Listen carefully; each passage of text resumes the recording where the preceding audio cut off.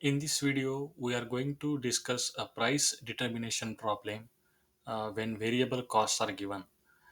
As you know, there are two different types of cost, variable costs and fixed costs. And the difference between the two is fixed costs, they don't depend on the quantity of production, but variable cost, they basically depend on how much you are going to produce.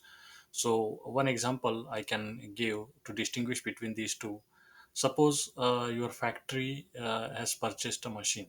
So the initial cost of the machine is a fixed cost because it is not related to how much quantity you are going to produce on that machine, right? Uh, you may produce 100 pieces per day, maybe 200 pieces per day, but the initial cost does not change based on that. Versus if you hire somebody to operate that machine, the labor cost or the material cost that you need for the material that is going to be used for the product, that cost those costs are variable costs because depending on how much you are going to produce, you can decide to run one shift, so 8 hours a day, or two shifts 16 hours a day, and so on and so forth. So your labor cost will vary accordingly. And similarly, how much material you will use, your material cost is dependent on that. And that's how your quantity of production will determine the material cost, which is a variable cost. So let's quickly read through this problem, and then try to find the solution. The following data concern one of the most popular products of XYZ manufacturing, and we are supposed to estimate the selling price per unit. So here are the different costs that are listed. Labor cost. Labor cost is given as 12.8 hours. So basically, to manufacture one unit, one part, it's gonna take 12.8 hours, and the labor cost is $18.75 per hour. So per hour, $18.75, and we are going to need 12.8 hours of labor to produce one part. So that's the labor cost. Then next is factory overhead, which is given as 92% of labor. So the things that can be included in factory overhead is basically, for example, the salaries of engineers or salary of manager, right? These salaries, even though these people are not directly working on the producing this specific lot or producing this product, but their salaries need to be allocated to different products manufactured in the plant, right? So that's a good example of factory overhead. So in this case, 92% of labor cost.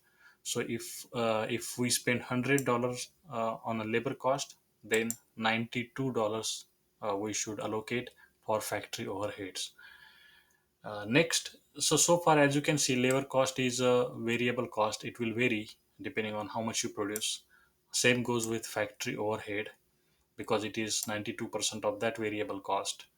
Then we have material cost, which once again that is variable cost. This is $65.10 per unit, right? Per unit. Then packaging cost is 10% of materials cost.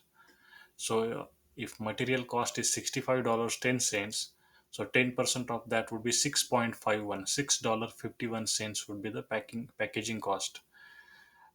Then we have sales. So these are the cost. These four items are basically the cost items, and they are all variable costs.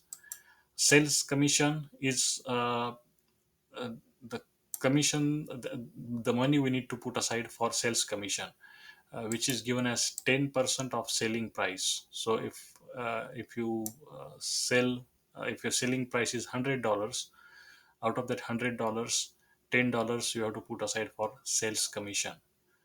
And an important thing to note is this is 10% of selling price, not the 10% of cost. Next is profit. We need to make some profit, right? So 20, that profit is given as 22% of selling price. Once again, not 22% of the cost, but 22% of the selling price. So now we have the four cost items, then we have sales commission and profit. So first what we need to do is add all these costs to find out the basic raw cost of this making one part, and then on top of that we need to add sales commission and profit. Okay, so let's first do the cost calculations. So labor cost, as we discussed before, 12.8 hours of labor is needed to produce one part, times $18.75 per hour is their hourly rate. So if you multiply these two numbers, you get total labor cost per part is $240. Okay.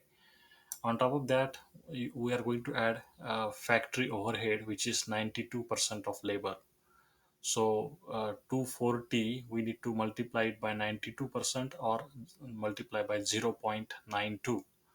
So if we do that, the factory overhead comes down to $220.80. Then material cost is given per part. So we just need to add it as it is, $65.10. And the packaging cost is 10% of material cost. So 10% of material cost means 10% of 65.1, basically 0.1 times 65.1. So that will be 6.51. That is $6.51 for packaging cost.